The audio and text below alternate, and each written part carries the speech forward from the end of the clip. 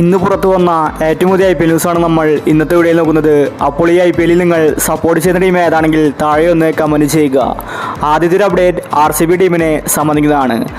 RCB ടീമിലെ മികച്ചൊരു താരമായിരുന്നു AB de Villiers. ABD പോയ ശേഷം RCB ആരാധകർ നിരാശയിലായിരുന്നു. എന്നാൽ ഇപ്പോൾ RCB ആരാധകർക്ക് സന്തോഷ വാർത്തയാണ് പുറത്തു വന്നിരിക്കുന്നത്.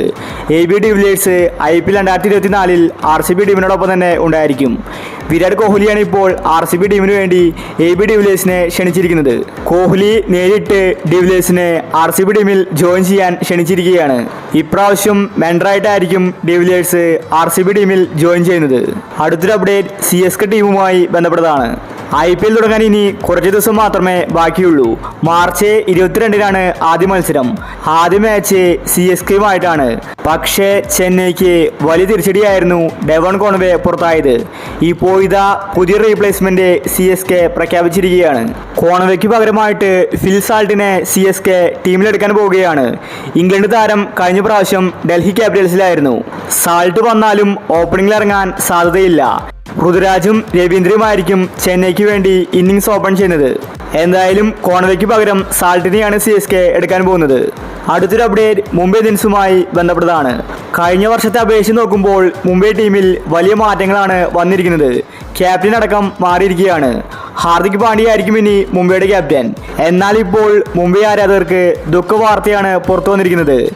രോഹിത് ശർമ്മ മുംബൈക്ക് വേണ്ടി എല്ലാ മാച്ചിലും കളിച്ചേക്കില്ല. IPL കഴിഞ്ഞാൽ ഉടനെ തന്നെ T20 വേൾഡ് കപ്പാണ്.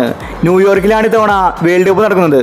അതുകൊണ്ട് IPL കഴിയുന്നതിന് മുൻപ് തന്നെ രോഹിത് ശർമ്മ മുംബൈ ടീം വിട്ട് ന്യൂയോർക്കിലേക്ക് പോയേക്കും. IPLന്റെ പകുതിക്ക് ശേഷമുള്ള മത്സരങ്ങൾ രോഹിത് ശർമ്മയ്ക്ക് കളിക്കാൻ സാധിക്കില്ല. രോഹിത് ക്യാപ്റ്റൻ അല്ലാത്തതുകൊണ്ട് മുംബൈ ടീമിൽ കളിക്കാൻ ഇപ്പോൾ വലിയ ഇഷ്ടമില്ല. രോഹിത്തിനോട് പറയാതെയാണ് ക്യാപ്റ്റൻസിയിൽ നിന്ന് താരത്തെ മാറ്റിയത്. രോഹിത്തിന് ഇപ്പോൾ മുംബൈ ടീമിനേക്കാൾ വലുത് ഇന്ത്യൻ ടീമാണ്. ഇപ്രാവശ്യം രോഹിത്തിന്റെ ക്യാപ്റ്റൻസിയിൽ T20 വേൾഡ് കപ്പ് നേടണമെന്നാണ് താരത്തിന്റെ ആഗ്രഹം.